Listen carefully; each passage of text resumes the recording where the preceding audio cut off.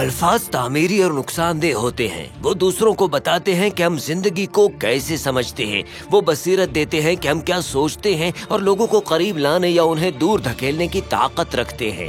جس طرح سے ہم اپنے الفاظ کا استعمال کرتے ہیں اور جس طرح ہم دوسروں کے ساتھ بات کرتے ہیں وہ اہم ہو سکتا ہے۔ کتاب مقدس ایک شریر زبان کو آگ کی طرح بتاتی ہے اور شہد کا چھتا جیسے مہربان الفاظ بیان کرتی ہے جو روح کے لیے میٹھا اور بدن کے لیے صحت مند ہے۔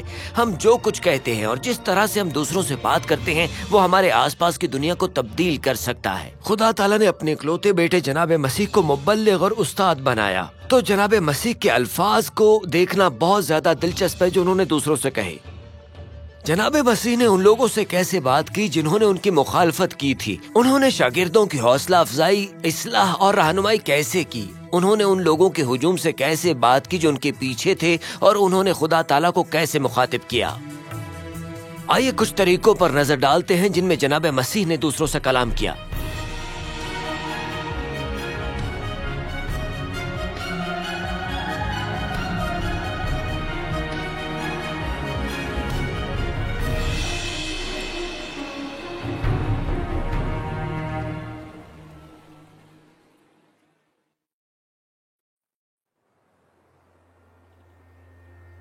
ایسی بہت سی مثالیں تھیں جہاں جناب مسیح کو مخالفین کا سامنا تھا، جنہوں نے ان کی مخالفت کی، جنہوں نے ان کے اختیار پر سوال اٹھایا اور جو ان کی تعلیم کے مخالف تھے۔ اپنی عوامی خدمت کے آغاز سے لے کر صلیب تک جناب مسیح نے کچھ لوگوں سے خطاب کرتے ہوئے اپنی سب سے گہری اور یادگار تعلیمات بیان کی جنہیں ان کا دشمن کہا جا سکتا ہے۔ ان میں وہ لوگ بھی شامل تھے جنہیں ان کے مشن سے سب سے زیادہ خطرہ تھا اور اکثر ان کی تبلیغ میں کسی اعلیٰ مقام کے بعد نمودار ہوتے تھے۔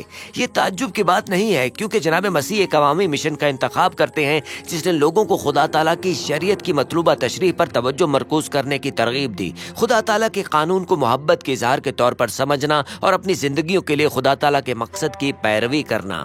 بیابان میں آزمائش ایک ایسا موقع تھا جب جناب مسیح تنازعات کی ترتیب میں براہ راست کلام کرتے ہیں۔ یہ جناب مسیح کے لیے تیاری کا وقت ہے۔ اس سے پہلے ان کی زندگی میں ایک اہم لمحہ تھا۔ جناب مسیح نے اردن میں بپتسمہ لیا۔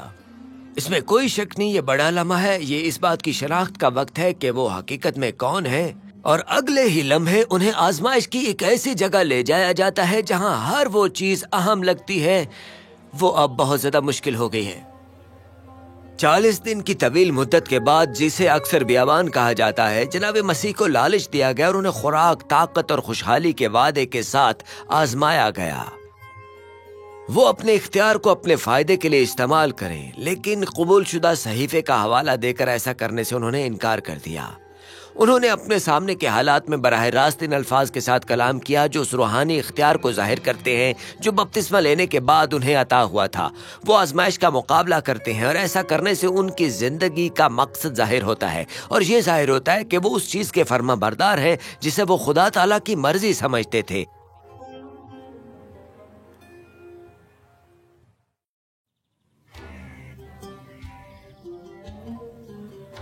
اپنی خدمت کے دوران جناب مسیح کا سامنا مذہبی رہنماؤں سے ہوا، وہ لوگ جو ان کی زیادہ تر باتوں اور تعلیم سے خوف زدہ تھے۔ گلیل کے آس پاس کی عبادت گاہوں میں، جیسا کہ کفر نحوم میں، فریسی بنیادی مذہبی گروہ تھے، جبکہ یروشلم میں یہ صدوقی تھے۔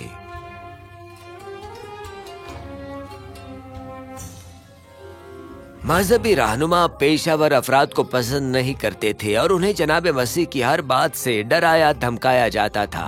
دھمکایا اس لیے کیونکہ یہ ان کی طاقت کی بنیاد تھی۔ یہ صرف عبادت گاہ نہیں تھی، یہ تعلیم کی جگہ بھی تھی۔ یہ ایک ایسی جگہ تھی جہاں خاندانی زندگی کو پروان چڑھایا جاتا تھا اس وقت، اور جناب مسیح نے اس میں بہت سارے سوالات پیدا کر دیے۔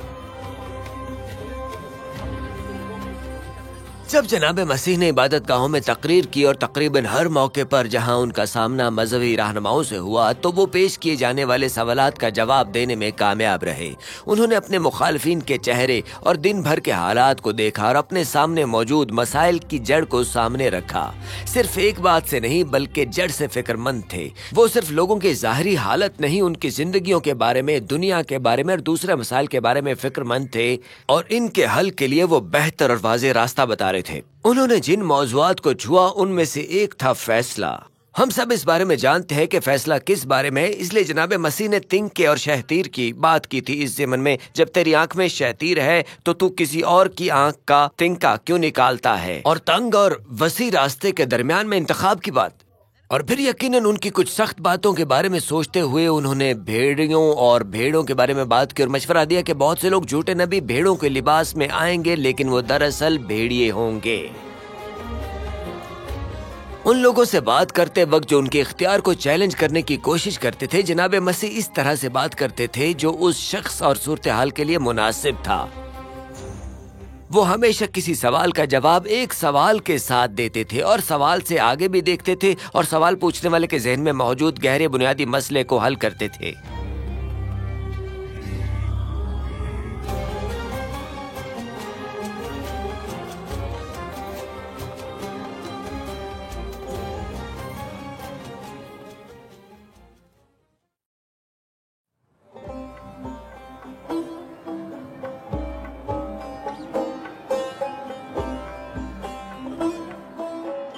جب جناب مسیح اپنی خدمت کے دوران ناصرت واپس آئے تو انہیں عبادت گاہ میں تقریر کرنے کے لیے مدعو کیا گیا۔ ناصرت میں خبر پہنچی کہ جناب مسیح گھر واپس آ رہے ہیں۔ وہ کہانیاں سنا رہے تھے۔ وہ کسی اور کی طرح نہیں بول رہے تھے، بلکہ کہا جاتا ہے کہ ان کے پاس اختیار تھا اس بات کا، لہٰذا وہ اپنے آبائی شہر آ گئے۔ جیسے ایک مقامی اچھا لڑکا آتا ہے، عبادت گاہ میں جاتے ہیں اور وہ انہیں تومار تھما دیتے ہیں اور کہتے ہیں یسوع اب تم بولو۔ اب آپ تصور کر سکتے ہیں کہ جب وہ تومار کھولتے ہیں تو توقعات کا حقیقی احساس ہوگا، اور تومار کھلتے ہی صحیفہ حضرت یسایہ کا 61واں باب کھلتا ہے، اور خداوند خدا کی روح مجھ پر ہے کیونکہ اس نے مجھے مسح کیا تاکہ حلیموں کو خوشخبری سناؤں۔ اس نے مجھے بھیجا کہ شکستہ دلوں کو تسلی دوں، قیدیوں کے لیے رہائی اور اسیروں کے لیے آزادی کا اعلان کروں۔ اور وہاں سننے والے لوگوں کی طرف سے اس کا بہت اچھا رد عمل آیا۔ تومار لپیٹا گیا اور واپس کیا گیا، اور ہمیں بتایا جاتا ہے کہ سب کی نظریں ان پر جم گئیں۔ اور یہ وہ لمحہ ہے جہاں وہ پڑھ رہے تھے کتاب مقدس سے، جنہیں وضاحت کرنے کا موقع دیا گیا ہے، اور انہوں نے دو بہت سادہ لیکن بہت طاقتور اور مجھے لگتا ہے کہ کتاب مقدس کی دو معروف کہانیوں میں سے ہی وہاں پر پڑھا تھا، جو بات سمجھنے لائق ہے۔ پہلی کہانی اسرائیل میں اس مسئلے کے بارے میں ہے جب وہ وہاں کے لوگ ضرورت مند تھے اور بیوائیں تھیں۔ جب ایلیا آئے تو ایک بیوہ کے پاس گئے، خاص طور پر ایک بیوہ کو 3.5 سال تک قحط کا سامنا کرنا پڑا، اور اس خاص بیوہ کے پاس وہ کیوں آتے ہیں، وہ بیوہ کہاں پر ملتی ہے، یہ دیکھتے ہیں کہ اسی ایک خاص بیوہ کے پاس ہی وہ کیوں تشریف لاتے ہیں۔ تو پوچھا بیوہ کہاں سے آئی؟ ناصرت سے۔ جی ہاں، یہ سچ ہے۔ اب اس بات کو اتنا زیادہ اچھا نہیں سمجھا گیا۔ آنکھیں ممکن ہے ان کی طرف دیکھ رہی ہوں، لیکن اب وہ اس کہانی پر فکر مند ہے۔ اس کے بعد وہ ایک دوسری کہانی سناتے ہیں۔ وہ ایک ایسی کہانی بیان کرتے ہیں جس سے بہت سے لوگ واقف ہوں گے، جزام کے بارے میں، جس کا اس وقت وجود تھا، اور حضرت علیشا کو ایسے ہی ایک شخص کو شفا دینے کے لیے بلایا جاتا ہے، جس کا تاریخ میں ہمیں نام بتایا جاتا ہے نعمان۔ نعمان جو ایک بہت ہی مختلف جگہ سے آتا ہے، یعنی کہ شام سے۔ لہٰذا سیدون شام اب اس موقع پر نہ صرف ایک شور ہے بلکہ لوگوں میں ایک حقیقی غم و غصہ ہے۔ جب وہ ناصرت میں تھے تو انہوں نے جو کچھ کہا اس سے بہت لوگ پریشان ہو گئے، کیونکہ انہوں نے کتاب مقدس کی تفہیم کو بڑھاتے ہوئے تمام قوموں کے تمام لوگوں کو اس میں شامل کیا، ان لوگوں کو گلے لگانا جنہیں مذہبی رہنما خدا تعالیٰ کی منتخب اولاد نہیں سمجھتے تھے۔ اس وقت کے موجودہ رسم و رواج میں اس چیلنج اور یہودی عبادت گاہ میں موجود لوگوں نے حضرت یسوع کو شہر سے باہر نکال کر ایک چٹان کے کنارے تک بھیج دیا تھا، اور وہ چٹان کے بالکل بیچ میں سے گزر گئے۔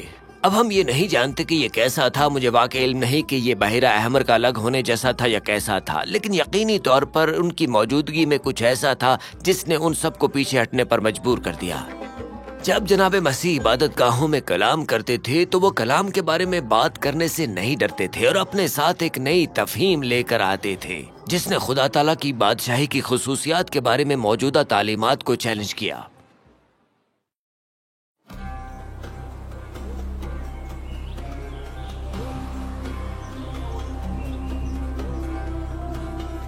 جب جناب مسیح نے اپنے شاگردوں سے کلام کیا، چاہے وہ اکیلے ہوں جیسے یہاں قیصر یا فلپی میں یا عوامی ماحول میں، تو انہوں نے اپنی کچھ انتہائی گہری تعلیمات دیں، مسلسل مقصد فراہم کیا، معنی فراہم کیا اور سوچنے کا ایک نیا طریقہ بھی دیا۔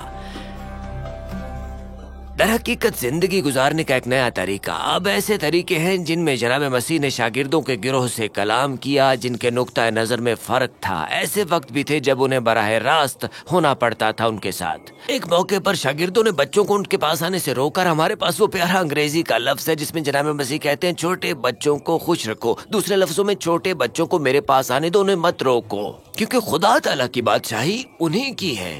اور پھر ایسے مواقع بھی آئے جب لوگوں کی ضروریات جسمانی تھیں، جب وہ مسیحا حضرت داؤد کے بیٹے کی مدد کے لیے پکار رہے تھے، وہ شفا کی تلاش میں تھے۔ وہ ایک بار پھر جناب مسیح کو شاگردوں سے تب کہنا پڑا، انہیں آنے دو، انہیں مت روکو، انہیں میرے پاس آنے دیجیے۔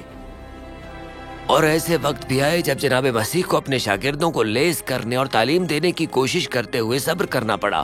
وہ اس بات سے بخوبی واقف تھے کہ وہ دوبارہ مختلف افراد سے خطاب کر رہے تھے اور ہر ایک اپنی زندگی اور تعلیم کے لیے اپنے منفرد انداز میں جواب دے گا۔ جناب مسیح کے پاس اپنے شاگردوں سے کلام کرنے کا ایک انوکھا طریقہ تھا، کیونکہ ایک رہنما، ایک دوست، دونوں ضرورت پڑنے پر اصلاح یا تعلیم دینے اور حقیقی زندگی میں ان پر بھروسہ کرنے کے لیے ان کی حوصلہ افزائی کرتے تھے۔ قیصریہ فلپی کے تجربے کے بعد جہاں حضرت پطرس نے جناب مسیح کو مسیحا قرار دیا اور شاگرد گلیل کی طرف واپس جا رہے تھے جہاں وہ شاگردوں کو آنے والی چیزوں کے لیے تیار کرتے رہتے ہیں، وہ ان سے کہتے ہیں کہ جو لوگ میرے شاگرد بننا چاہتے ہیں وہ اپنی صلیب اٹھا لیں اور میری پیروی کرنے کے لیے تیار رہیں۔ اور پھر وہ کچھ ایسا کہتے ہیں جسے شاید دوبارہ سننا مشکل ہوگا، مگر یہ مسیحی تعلیمات کا ایک گہرا حصہ ہے۔ ان کا کہنا ہے کہ ہمیں کبھی کبھی یہ دریافت کرنا پڑتا ہے کہ زندگی بچانے کے لیے ہمیں اسے کھونے کے لیے تیار رہنا ہے۔ اور پھر کہتے ہیں کہ اگر تم ساری دنیا کو حاصل کرو گے، اگر تم وہ سب کچھ حاصل کرو گے جو دنیا نے پیش کیا اور اپنی جان کھو دو تو اس کا کیا فائدہ ہوگا؟ جب وہ شاگردوں کے ساتھ اکیلے تھے جیسے یہاں قیصریہ فلپی میں یا پہاڑ کے کنارے، انہوں نے شاگردوں حضرت پطرس، حضرت یعقوب، حضرت یوحنا کے ایک چھوٹے سے اندرونی دائرے کے ساتھ اپنی زندگی کے مقصد کے بارے میں بتایا اور انہیں خدا تعالیٰ کے مقاصد میں اپنے منفرد کردار کے بارے میں قریب سے بصیرت دی۔ انہوں نے شاگردوں کو لیس کرنے اور ان کی زندگی اور خدمت کے لیے ایک نیا نقطہ نظر فراہم کرنے کی کوشش کی، اور وہ اپنی اور ان کی زندگیوں کے لیے خدا تعالیٰ کے مقصد کو پھیلا رہے تھے اور انہیں آنے والی چیزوں کے لیے تیار کر رہے تھے۔ لیکن یہ بات ان کے شاگردوں کے لیے مخصوص نہیں تھی۔ جناب مسیح لوگوں کے مختلف گروہوں سے مختلف طریقوں سے کلام کرتے تھے۔ انہوں نے اپنے مخالفین سے کتاب مقدس کا حوالہ دے کر اور کسی مسئلے کی بنیاد کو مخاطب کرتے ہوئے کلام کیا۔ انہوں نے اپنے شاگردوں سے ایک رہنما اور ایک دوست کی حیثیت سے کلام کیا، انہیں اپنے مشن کو سمجھنے میں مدد کی تاکہ وہ اس میں اپنا کردار ادا کر سکیں۔ اور کم از کم 2 مواقع پر جب جناب مسیح اپنے دوستوں بی بی مریم، بی بی مارتھا اور لازر کے گھر جاتے ہیں۔ بی بی مریم اور بی بی مارتھا کی کہانی بہت اہم ہے۔ حضرت لوقا کی انجیل کا یہ کردار ہمیں دکھاتا ہے کہ لازر کے ساتھ ان کے گھر میں شاید انہوں نے وقت گزارا جب وہ اس راستے سے گزر رہے تھے، اور یہ ایک اہم راہ گزر تھی کیونکہ وہ اپنی زندگی کے آخر میں آخری تنازع کے لیے شہر میں داخلے کے لیے تیار تھے۔ یہ جاننا بھی ضروری ہے کہ لوگوں کے ساتھ ان کے تعلقات کی وجہ سے بھی ان پر بہت تنقید ہوتی تھی۔ انہوں نے کہا کہ انہوں نے گناہگاروں کے ساتھ کھایا اور پیا، اور میرا مطلب ہے کہ یہ بہت بڑی باتیں کرنا خوفناک بھی ہو سکتا تھا اس دور میں، لیکن یہ ان کے تعلقات کو سمجھنے کا ایک واضح طریقہ ہے۔ لیکن ذاتی سطح پر ان کے تعلقات کے بارے میں ایسا کیا ہے جس نے تمام فرق پیدا کیا؟ تو میرے خیال میں اس بارے میں ایک فطری بات ہے۔ جناب مسیح کو لوگوں کو مجبور کرنے کی ضرورت نہیں تھی، ایک فطریت تھی، اور اس فطریت کی وجہ سے وہ ایسی باتیں کہنے کے قابل تھے جو شاید کبھی کسی اور طریقے سے نہیں کہی جا سکتی تھی۔ حضرت یوحنا کی انجیل میں جناب مسیح بی بی مریم اور بی بی مارتھا کو ان کے بھائی لازر کی موت کے بعد تسلی دیتے ہیں۔ वो उन्हें यकीन दिलाते हैं कि सब कुछ ठीक हो जाएगा और किसी भी दोस्त की तरह कब्र पर ले जाने के लिए कहते हैं। इस बातचीत में लाजर को जिंदा करने से काबिल जनाब मसीह हमदर्दी का मुजाहरा भी करते हैं और इस तरह बात करते हैं जो जाती और देखभाल दोनों तरफ अयां होती है। वो अपने अमाल और अल्फाज के जरिए बीबी मरियम और बीबी मार्था और वहाँ मौजूद तमाम लोगों की हौसला अफजाई करते हैं कि वो जनाब मसीह को मसीहा के तौर पर देखें और उन पर ईमान लाएं।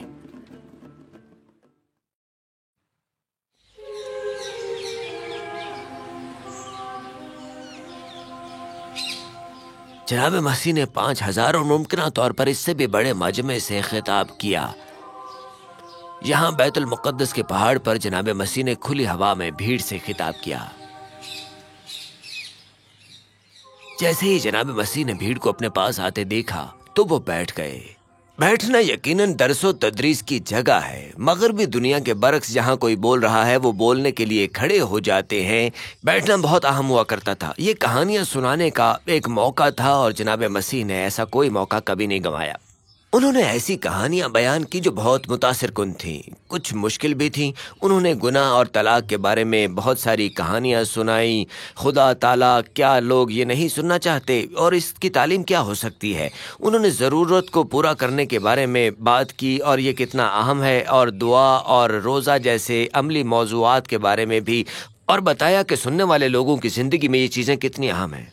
फिक्र और इस्तराब के बारे में भी बात की। मैं किसी ऐसी चीज़ के बारे में नहीं सोच सकता जो अब ज़्यादा मुतल्लिका हो। फिर भी वक्त की आजमाइश पर पूरा उतरना, परेशान ना होने की बात करना, चीज़ों से परेशान ना होना, चीज़ों से इस तरह परेशान ना होने देना कि आप अमल से कासिर हो जाएं।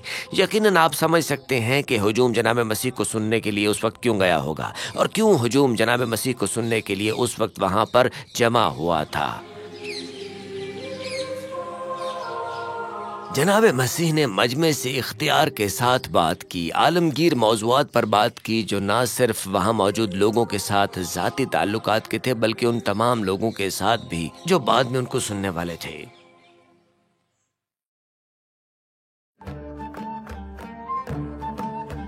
जनाब मसीह को सिर्फ हुजूम की फिक्र ही नहीं थी, उन्होंने लोगों के साथ बात करने के लिए वक्त लिया। वो जहाँ भी जाते थे और इस बात से क़तई नज़र के हुजूम में मौजूद अफराद उनकी तवज्जो किस तरह हासिल करेंगे, जनाब मसीह हमेशा ज़रूरत के वक्त लोगों से मिलने के लिए तैयार रहते थे। शहर और कस्बे में जनाब मसीह की पैरवी करने वाला हुजूम लोगों का एक मुनफरिद गिरोह था। हमारे शागिर्द हैं, हमारे पास ज़रूरतमंद लोग हैं और फिर भीड़ है, और इन हुजूम में बहुत से मुख्तलिफ किस्म के लोग होते हैं। हमारे पास जब वो कुफ्र नहूम और दीगर जगहों से आते हैं तो हमारे पास महसूल जमा करने वाले होते हैं जिनके साथ वो वक्त गुजारने के लिए मदऊ करते हैं। लेकिन भीड़ में वो लोग भी हैं जो बीमार और लाचार और ज़रूरतमंद भी हैं। वहाँ किनानी औरत भी मौजूद है। हुजूम के किनारे पर एक कोढ़ी है और वहाँ एक नाबीना शख्स है जो कि मदद के लिए पुकारता है और उन्हें हज़रत दाऊद का बेटा कहता है। ऐसे बहुत से लोग थे जो मदद पाने के लिए वहाँ पहुँचना चाहते थे। जनाब मसीह ने मजमे को इख्तियार के साथ मुखातिब किया, लेकिन उन्होंने लोगों से बात भी की, न सिर्फ उनकी ज़रूरियात को पूरा करने के लिए बल्कि खुदा ताला के लिए तमाम लोगों की कदर का मुजाहरा करने के लिए भी। चाहे उनका मकाम कुछ भी हो, उन्होंने दिखाया कि वो पूरे समाजी दायरे में लोगों से बात कर सकते हैं, चाहे वो लोगों के घरों में हो, छोटे गिरोहों में हो, अवामी तौर पर हो या बड़े हुजूम में।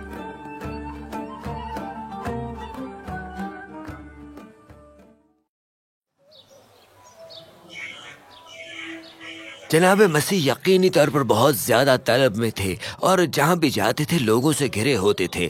शहरों, कस्बों और समंदर के आसपास बड़ी तादाद में लोग उनका पीछा करते थे। जनाब मसीह का मिशन लोगों के बारे में है और उन्हें खुदा ताला के साथ ताल्लुक़ कायम करने के काबिल बनाना। ताहम ऐसे वक्त भी आए जब उन्हें खुदा ताला के साथ अपना ताल्लुक़ बरकरार रखने के लिए अकेले रहने की ज़रूरत थी। वो इन झीलों में चले गए या पहाड़ों पर चढ़ गए और वहाँ खुदा ताला के साथ हकीकी मानों में बातचीत करते रहे। और जनाब मसीह और बाप के दरमियान ताल्लुकात की वहादत अब आमाल में नहीं है, मोजज़ों में नहीं, बल्कि उस रिश्ते की तन्हाई में जाहिर हुई थी जो ख़ास था। लिहाजा जब मैं झील के किनारे आकर खड़ा होता हूँ और एक ऐसी जगह पर खड़ा होता हूँ जो कि बेहद मुनफरिद है, तो मैं उन औकात के बारे में सोचे बगैर नहीं रह सकता जब जनाब मसीह ने अकेले वक्त गुजारा होगा। और इस तन्हाई में जनाब मसीह ने हमें इतना कुछ सिखाया कि मसरूफ़ ज़िंदगियों में जो हम अक्सर अपने शहरों में, अपने कारोबार में और अपने काम में वक्त गुजारते हैं, कि हम निजात दहिंदा से बहुत कुछ सीखते हैं जो जानते थे कि अकेले वक्त गुजारना असल में कैसा है। जब जनाब मसीह ने अपने शागिर्दों और पैरोकारों के साथ वक्त गुजारा तो वो उन्हें आने वाले वक्त के लिए मुस्तकिल तौर पर तैयार कर रहे थे। जब उन्होंने खुदा ताला के साथ अकेले वक्त गुजारा तो जनाब मसीह खुद को अपनी खिदमत के अगले बाब के लिए तैयार कर रहे थे।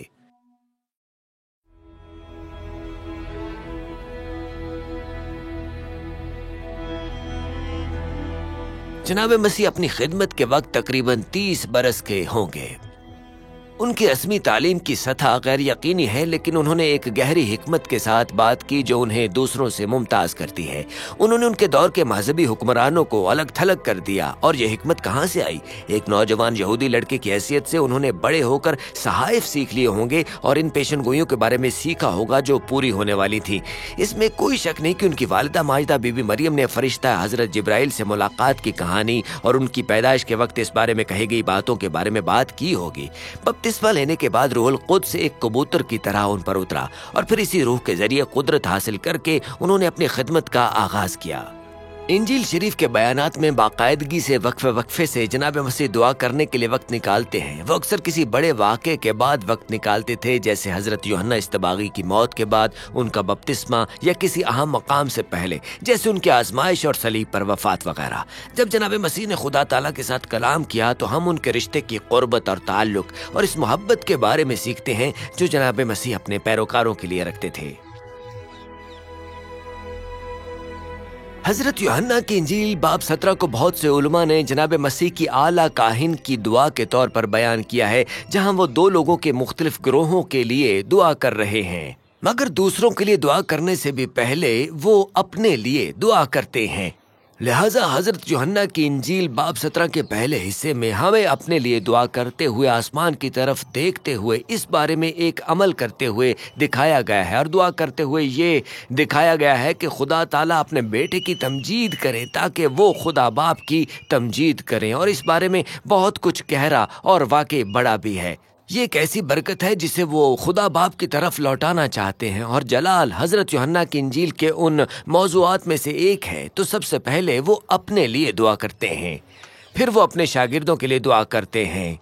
वो पहचानते हैं, और मुझे नहीं लगता कि मैंने अक्सर इस बारे में बहुत कुछ सुना है जब लोग हजरत यूहन्ना की इंजील के 17 बाब पर गौर करते हैं, कि वो अपने शागिर्दों को खुदा ताला के एक तोहफे के तौर पर ही देखते हैं और वो उनके लिए खुदा का शुक्र करते हैं। और शागिर्दों में फर्मा बरदारी का मुजाहरा होता है, जैसा कि वो तजवीज़ करते हैं दुआ करते वक्त फर्मा बरदारी। वो दुआ करते हैं कि वो जानते हैं कि सब कुछ खुदा ताला की तरफ से आता है, और शागिर्दों के लिए ख़ास दुआ भी फरमाते हैं। लेकिन एक तीसरा गिरोह भी है यहाँ। इस बारे में आप जानिए कि ये तीसरा गिरोह वो है जो कि ईमान लाने वाले हैं। अब मुझे लगता है कि हम खुद को इस दुआ में शामिल कर सकते हैं। वो सब जो शागिर्द और इनसे पहले रसूलों की गवाही के ज़रिए ईमान लाए हैं, जो दुनिया के लिए अपने बराह रास्त पैगाम के ज़रिए ईमान रखते हैं। और मुझे ऐसा लगता है कि इस दुआ में रूहानी तौर पर कुछ हैरत अंगेज़ शामिल है जिसे हम फरामोश नहीं कर सकते कभी भी। तो और बराह रास्त दुआ का मवाद है, वो दुआ करते हैं कि सब एक हो जाएं। यही इस दुआ का असल मरकज़ी मतन है। लिहाजा ये इत्तेहाद की एक दुआ है, और इस इबारत को कई बार उन लोगों ने इस्तेमाल किया है जो लोगों को मुत्तहिद होने और जुड़ने की दुआ करते रहते हैं। जिस तरह जनाब मसीह और खुदा बाप एक तरह हैं, इस तरह उनकी दुआ यह है कि सब एक हो जाएं, सब लोग। और इसकी वजह यह है कि वो तौहीद के लिए चाहते हैं, और ये कि दुनिया ईमान लाए, और ये कि यही वो सबसे बड़ी गवाही है जो हम एक साथ रह कर दे सकते हैं। जब मैं गलील में आता हूँ और घूमता हूँ तो मैं बहुत होश में रहता हूँ कि मैं दुनिया की हर तरह की कौम और कायल करने वाले मसीहों से मिल रहा हूँ, और दुआ यह है कि हम एक हो जाएं, क्योंकि यही हमारी सबसे बड़ी गवाही होगी इस कौल के मुताबिक। जब जनाब मसीह दुआ कर रहे थे तो वहाँ पर फर्मा बरदारी का एक एहसास था। उन्होंने उन तमाम लोगों की मिल्कियत ले ली जो खुदा ताला ने उन्हें दिए थे, और उन्होंने अपने पैरोकारों के दरमियान तफहीम और इत्तेहाद की दरख्वास्त की। جو حاضر اور آنے والے دونوں تھے، جناب مسیح اور خدا باپ کو ایک مشترکہ مقصد کے ساتھ ایک سمجھا جاتا ہے۔ ایک بار پھر میں اپنے آپ سے پوچھتا ہوں، ہم جو الفاظ بولتے ہیں وہ کتنے اہم ہیں؟ اور ہم کس سے بات کرتے ہیں؟ ہماری زندگیوں میں لوگوں کے مختلف گروہوں کے ساتھ بات کرتے وقت اپنے الفاظ کو دانشمندی سے استعمال کرنا ہمارے لیے کتنا ضروری ہے؟ کیا آپ نے کبھی اس بات پر غور کیا ہے؟ کیونکہ کچھ الفاظ غلط اور توہین آمیز ہوتے ہیں، جبکہ دوسرے اپنے الفاظ کا انتخاب احتیاط سے کرتے ہیں۔ جناب مسیح نے دکھایا کہ اس سے قطع نظر کہ آپ کس سے بات کر رہے تھے اور ان کے ارادے سے قطع نظر دوسروں کو اعتماد فراہم کرنا اور پیش کرنا ممکن ہے۔ جب جناب مسیح دعا کر رہے تھے تو یہ صرف اپنے لیے نہیں تھا، بلکہ ان کے شاگردوں اور ان تمام لوگوں کے لیے تھا جو ان کی پیروی کرتے تھے، بشمول ہمارے۔ اپنے شاگردوں، دوستوں اور پیروکاروں سے بات کرتے ہوئے جناب مسیح نے مقصد، معنی اور نیا پن فراہم کرنے کی کوشش کی۔ ان کی مخالفت کرنے والوں سے بات کرتے ہوئے انہوں نے اس مسئلے کی بنیاد کو جانچا اور زندگی کے بارے میں ایک نیا نقطہ نظر پیش کیا۔ جناب مسیح بھی جانتے تھے کہ یہ وہ نہیں ہے جو ہم کہتے ہیں، بلکہ یہ ہے کہ ہم اسے کیسے کہتے ہیں، کس طرح سے۔ اکثر یہ اس طریقے سے اہم تھا جس طرح جناب مسیح نے لوگوں سے کلام کیا، اور جانتے اس سے کیا ہوا؟ اس سے تصادم ہوا، اور وہاں جو لوگ موجود تھے ہر جگہ سے ابھر رہے تھے، انہیں پکڑنے کی کوشش کرنے کے لیے تیار تھے، یا اس سے بھی زیادہ کچھ کرنے کے لیے۔ میں حیران ہوں کہ اب آگے وہ کہاں سے نکلیں گے۔